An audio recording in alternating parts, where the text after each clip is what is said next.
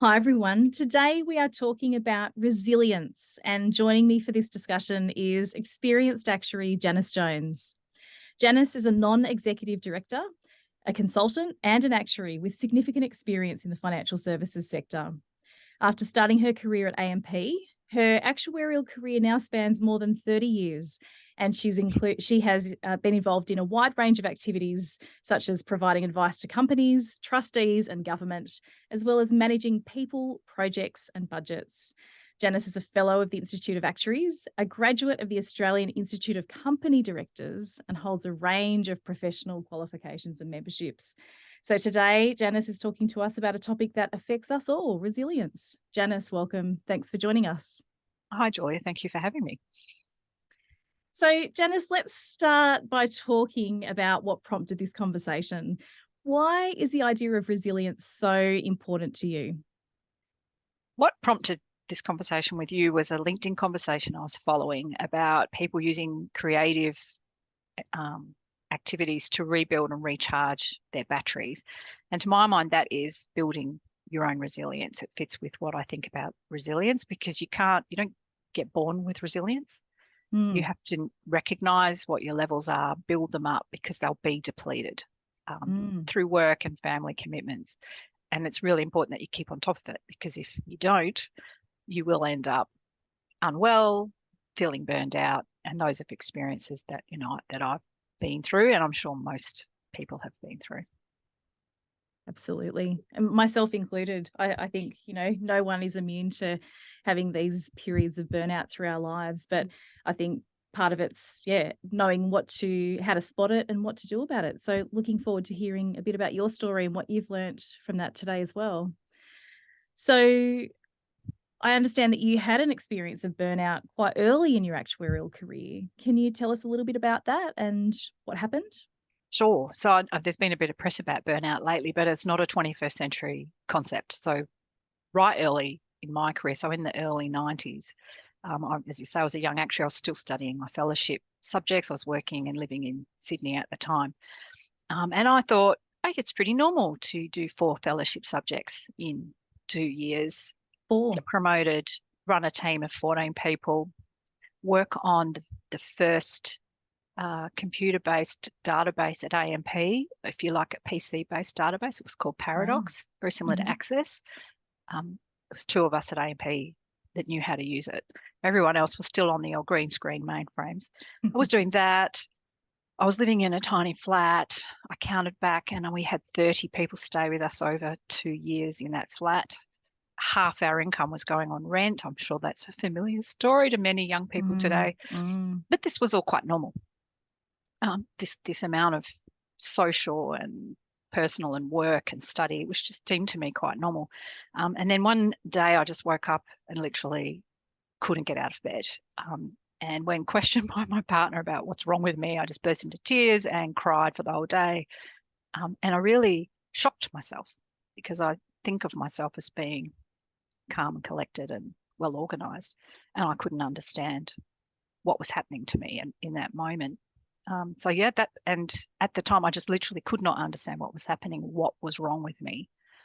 And it's only with the benefit of hindsight that you can look back and go, are you mad? Look what was on your plate. Look what you were doing. No one should be doing that much. And a lot of it was, of course, particularly with study and work on this major project. It was really demanding work. It wasn't just getting through the day. It was quite demanding work. So I had overdone it. And, I was in my mid-20s. So not a great experience, but one many people, I'm sure, have had. Absolutely. I'm sure you're not alone. And so you were early career, you were busy studying, you were, living independently, had a partner, doing so much and probably just taking on more and more and more and more. So sounds like looking back now, you can see that you had a lot on your plate, but at the time, the burnout took you by surprise. I just really thought I was just living a normal person's life. Obviously I wasn't. But, surround yourself with overachieving, young actuaries who are all on this same goals and ambitions and the excitement, living in Sydney in the 90s, in a east, it was a really exciting, dynamic community to be in, and that was just all around you. So you're all operating on a pretty high level of probably of adrenaline when you look back on it. And eventually your body just goes, well, no, tired now. So that's really what happened, was that because of that, I took some sick leave, and then we took 3 weeks off and we left Sydney, went to Cairns. Can't recommend Cairns highly enough if you want to have a relaxing holiday and not think about work. Good destination to recharge. Yeah, it took that real major, almost an intervention to just say, look, just stop everything. Don't even pretend to do any work. Just don't do anything for a few weeks and calm down. And then, as I remember it, when I got back to work, I did a bit of a reset, and the project that I was on, we said to the managers, we just can't do this on our own anymore. We need more people to understand this system, and we need more people to take the phone calls and help us get it up and running. And it also was the beginning of a change for us as where we were going to live. Why were we going to keep living like this in this high pressure environment? Were we going to move, which we ended up moving? But even just those decisions to change was enough to take the pressure off. Right. And start moving forward, even though it didn't all change overnight. Knowing it was going to was really helpful. Yeah, okay. And so you woke up that morning, you couldn't get out of bed, you were still kind of shocked that that was happening to you, because you were surrounded by all these other high achievers and thought that it was normal to have that much on your plate. And for many of us, that is normal for a while when we're getting through our exams. And then, how did you get from that point to being able to sort of think clearly and make some good decisions about what you needed to do next? And sounds like it was a catalyst for some revisiting of some of those bigger picture decisions and questions. Yeah. So look, I didn't, at least I don't remember getting any medical support. I think it literally was just my partner and I sitting down and going, we need a break. Let's take a break. Just completely take a break, and then think about what's important. So reset what are our priorities. Yes, it's a priority to get your qualifications. Yes, it's a priority to earn an income, but it's not a priority to live in this exorbitant city where everything is expensive, and that drives us to work even harder, longer, seek promotions, because otherwise we can't afford to stay. So that was underlying a lot. And no, we're not going to have all our friends and cousins come and stay with us anymore. We're not going to do this, and we're not going to do that. And and things moved on, but within the year, my father-in-law was very, very ill. That put my husband under a lot of pressure. He resigned from Sydney and moved to Perth, and that began the change of, well, we're going to live in Perth. So that was a big move. But the stress of moving and buying houses isn't as bad if it's something you want to do, if you know it's the right thing to do. It's not that stress is positive stress, not negative stress.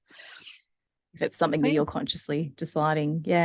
Wow. So you put some space in place for yourself, and you took yourself out of the situation and had a few weeks off, and then spent some time thinking a bit more strategically about what had gone, what had happened, and what you needed to do differently to make things more sustainable. And did things feel more sustainable once you put those things in place? Yeah, I think so. I don't think I really. Well, I think more to the point, ever since then, I've been more self-aware and observant of how I'm feeling. What is this? How is this affecting me? Do I want it to affect me, or do I want it to intervene and make some changes?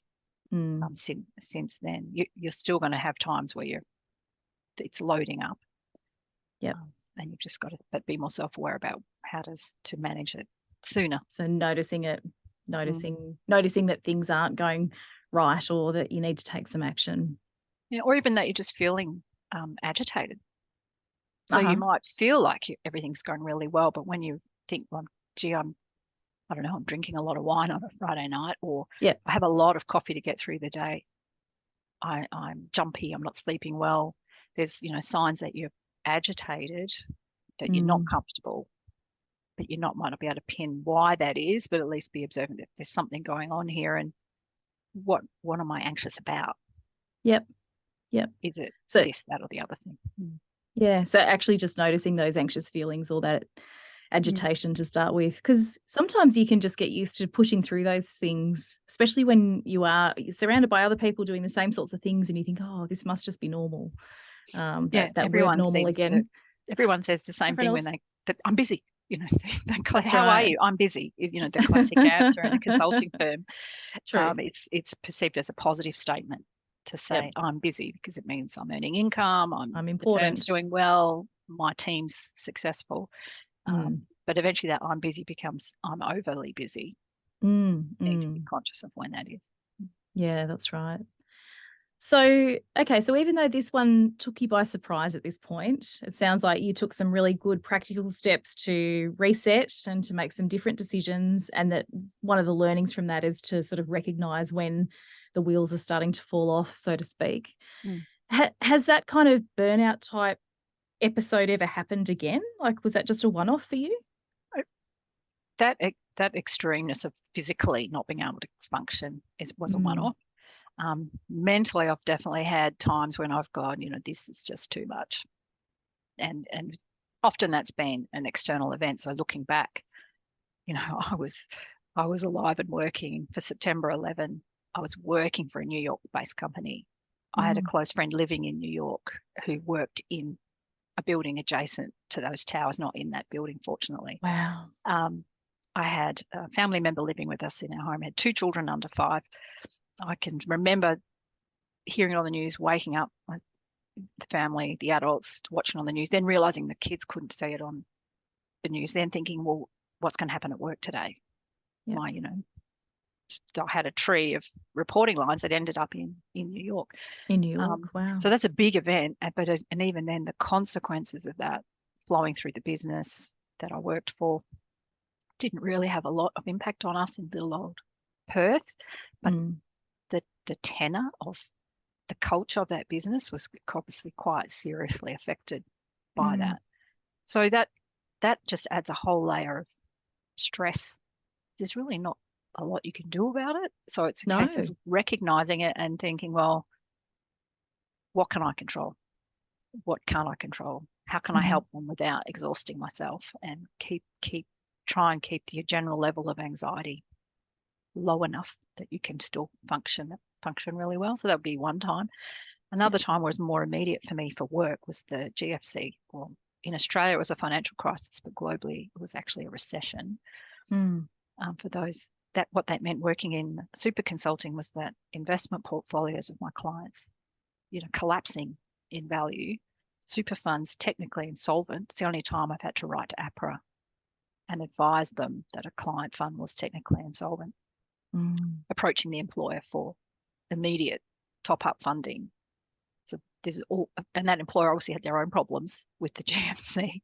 So that was really stressful, and that was my clients, and then my company was under stress. There were redundancies. As a team leader, you have to carry the burden of making people redundant. That's completely not something you wanted to happen. No. And you didn't, in my case, you didn't even choose the people, you just got handed the list. That was a lot of work-related stress, much of which I had to be dealt with. I couldn't say that's not my problem. It was all my problem. All had to be dealt with. And that was a really hard time, long days and not much sleep, and worrying about people and how they're going to cope with the situation that we were all in is really difficult.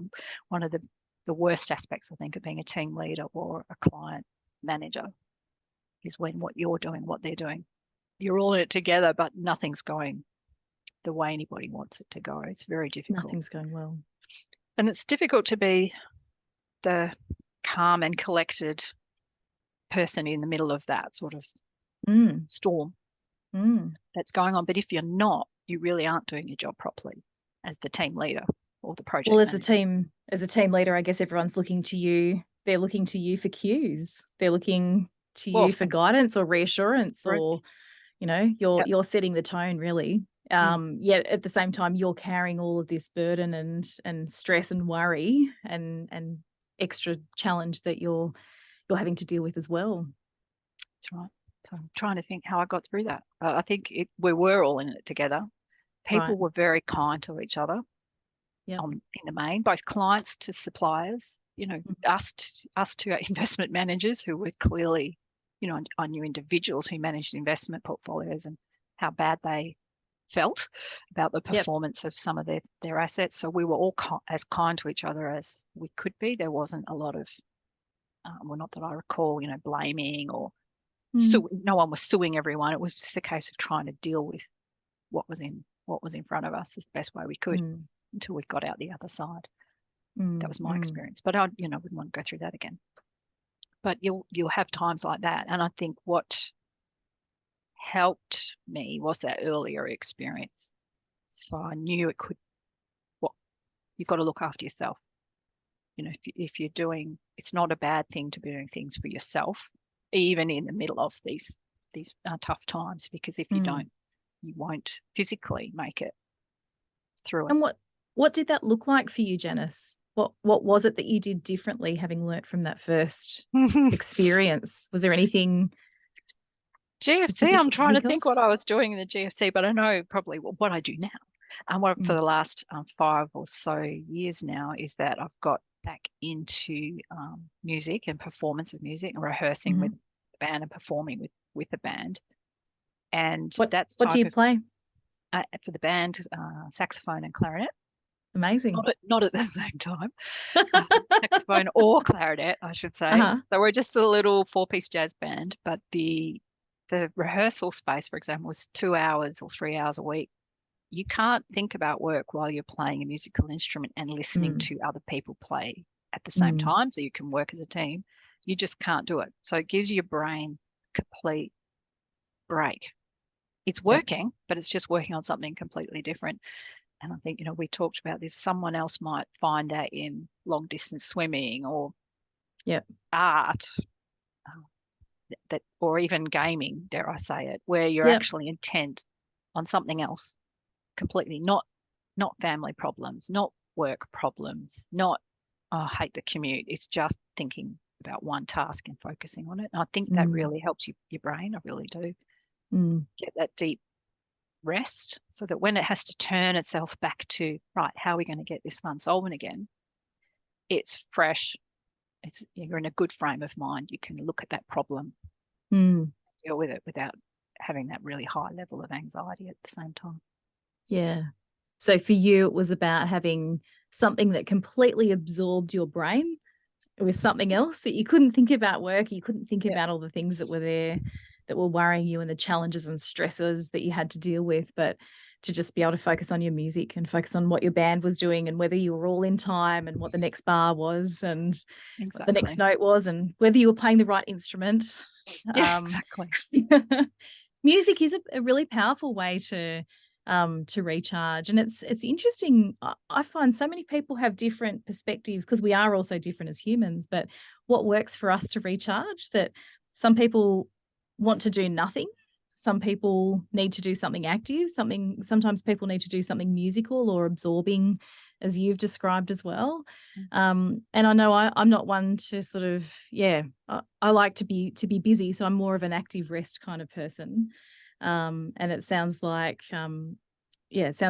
having something to do, just a change from work, can be helpful. I know it is for me, and it sounds like it is for you as well. Yeah. And, having been, still am a parent, but having had children through all of that, children can be a relaxation, but they can also be more stress.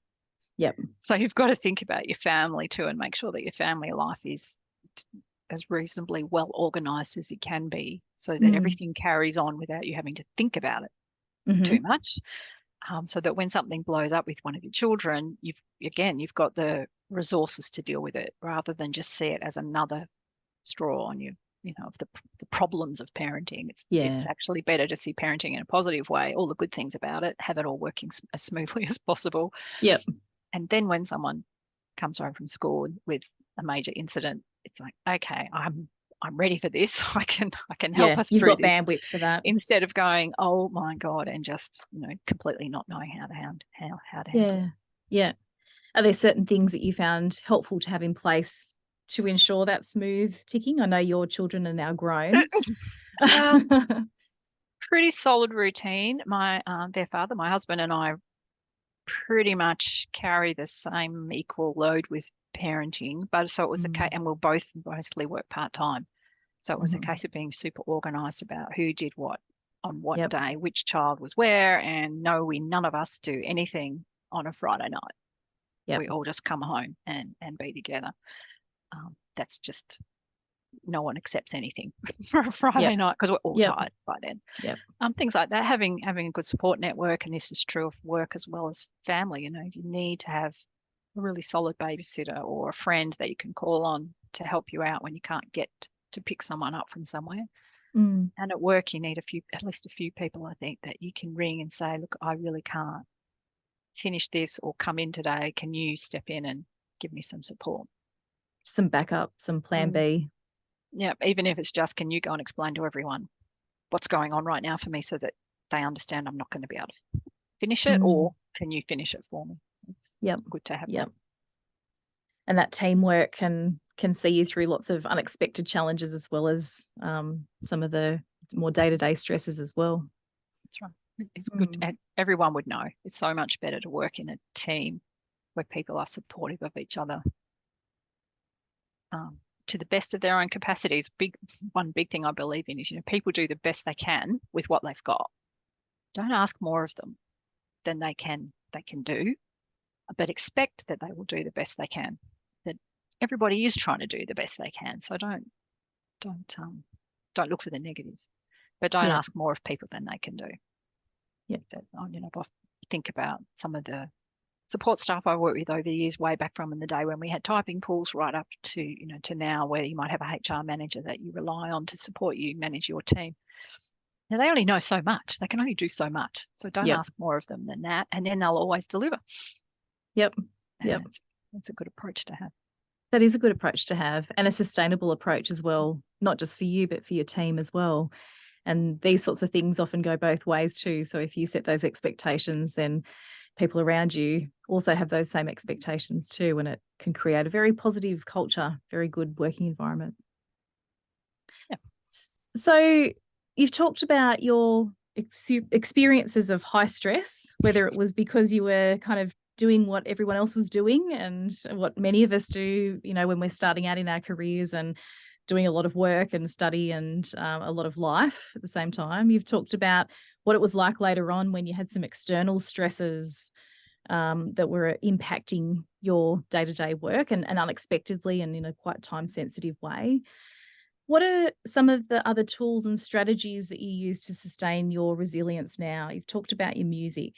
What other things do you do these days to ensure that you've got that right level of resilience to make sure that you're ready for whatever it is that life and work throws at you next? A couple of things. One thing that I did a few years ago when my children had finished school was, I'm not going to get in a rut. I'm going to do what they say on that TED Talk. I'm going to say yes to everything.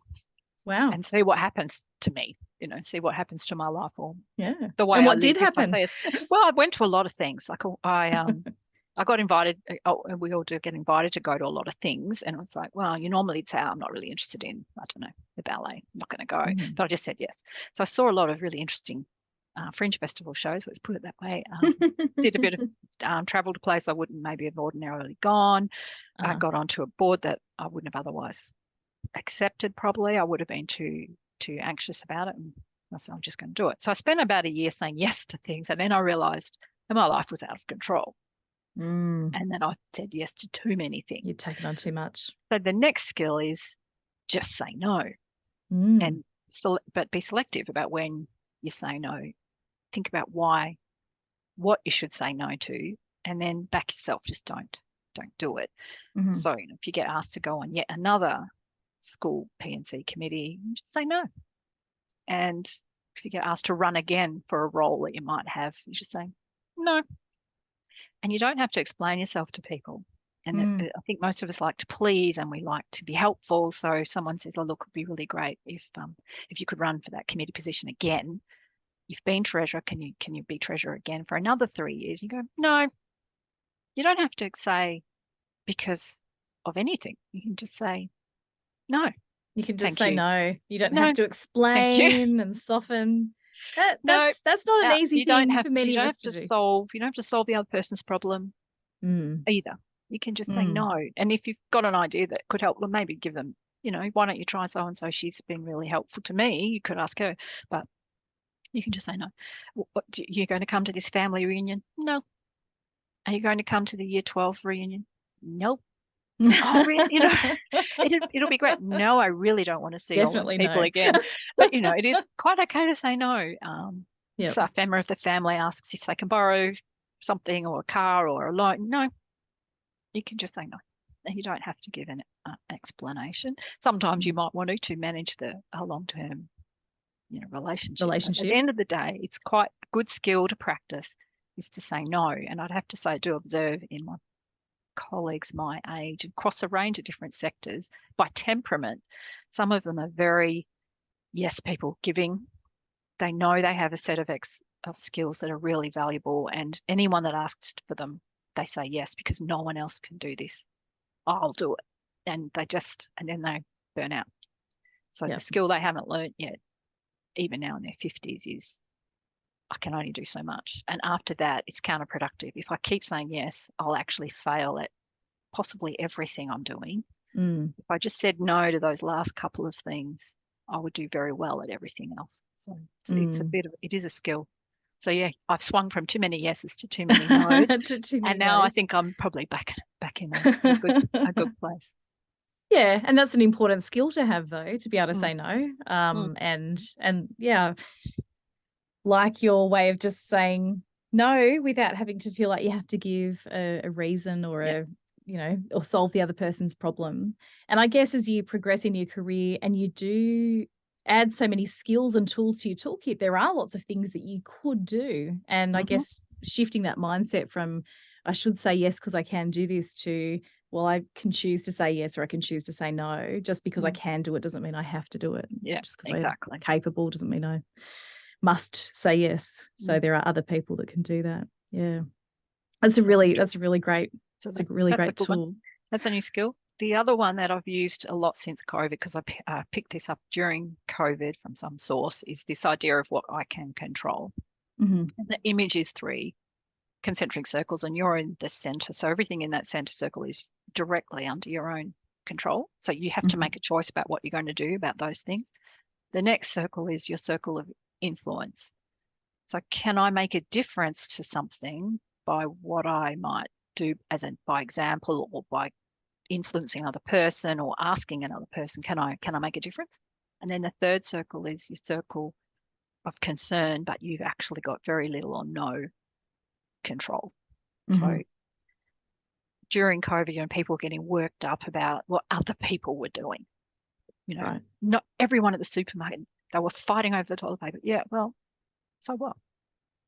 All I can control is what I do at the supermarket. Yeah. How I maintain my do I wear my mask? Do I wash my hands? What am I doing? And am I making sure that my children are doing what we need to keep them safe? Am I helping my parents? That's my circle of influence, keep themselves safe.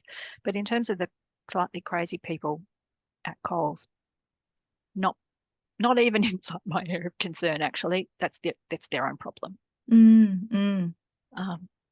So that's a really family issues, this is a good one. So if it's particularly the in-laws that most of us have, I can decide how I behave at the family party, and I can encourage someone else to be in a good mood, and let's just have a bit of a fun time at this party. But if someone in that family that I cannot control wants to lose control, what can I do about not it? within your control. I can leave. I can take myself away from the situation, but that's all I can control. If they're going to be like that, and well, that's up to them. I don't want to sound like my family Christmas parties are terrible, but the is what can you control, and don't lose sleep over it.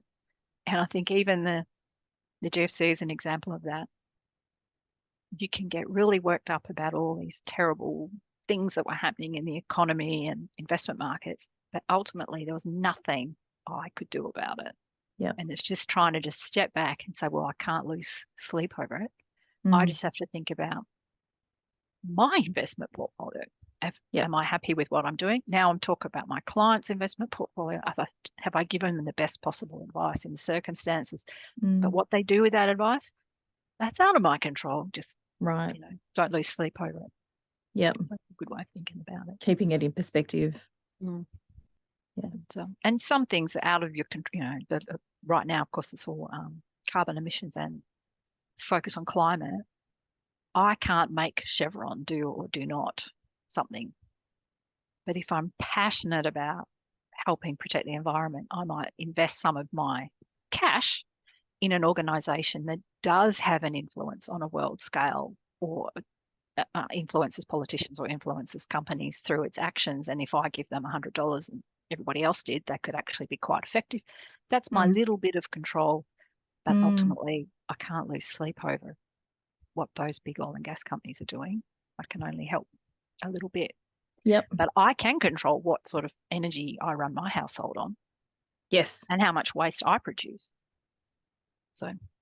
So control what's within your control, influence what you can influence, and the rest needs to just go through to the keeper, because if you just have to let it go. Worrying about it. Yeah.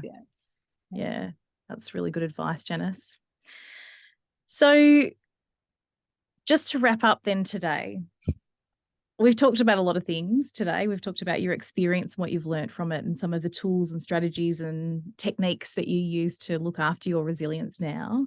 What's one tip that you'd give to actuaries who are wanting to actively build their resilience? Okay. This is my last analogy. This is my water tank analogy, not a petrol tank, a water tank. The water tank is full of your resilience.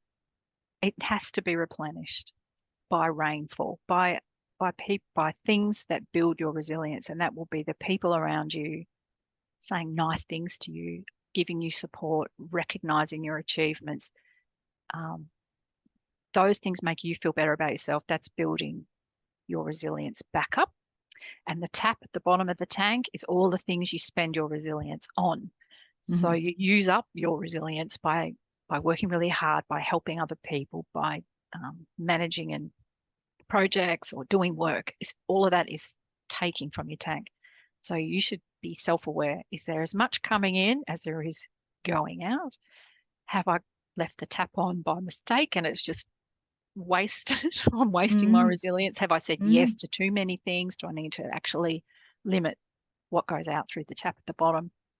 Have I put myself in a place where I'm getting no recognition, no compassion, no support from my family? I need to move to somewhere where I can get those things because I need them to build my resilience back up. Just that image and what's happening to me right now. Is it adding to my resilience? Is it drawing on my resilience? What's the level of the water tank right now? It's a good way of thinking about yourself. Keeping that balance. Yep. Making sure you're balancing the ins with the outs. Yep. If you go through a really tough time and you know you've drained the tank, Jacinda Ardern said herself, she says, I haven't got anything left in the tank. I cannot do this job anymore. She recognized that. She's, withdrawing from her political life. She'll rebuild. She'll use her family and good things around her to rebuild her resilience, and then she'll be ready for the next thing. But she recognized it rather than completely draining the tank and burning herself out. And I think it's on all of us to do the same. Excellent advice. So all about that self-awareness, knowing what's affecting us and changing what we can control, or influencing what we can influence, and letting everything else go. So some great advice, Janice. Thank you so much for sharing your story and your tips and strategies with us today. It's been a really, really interesting conversation that I think a lot of people will find very helpful. Thank you. So. Thanks, Julia.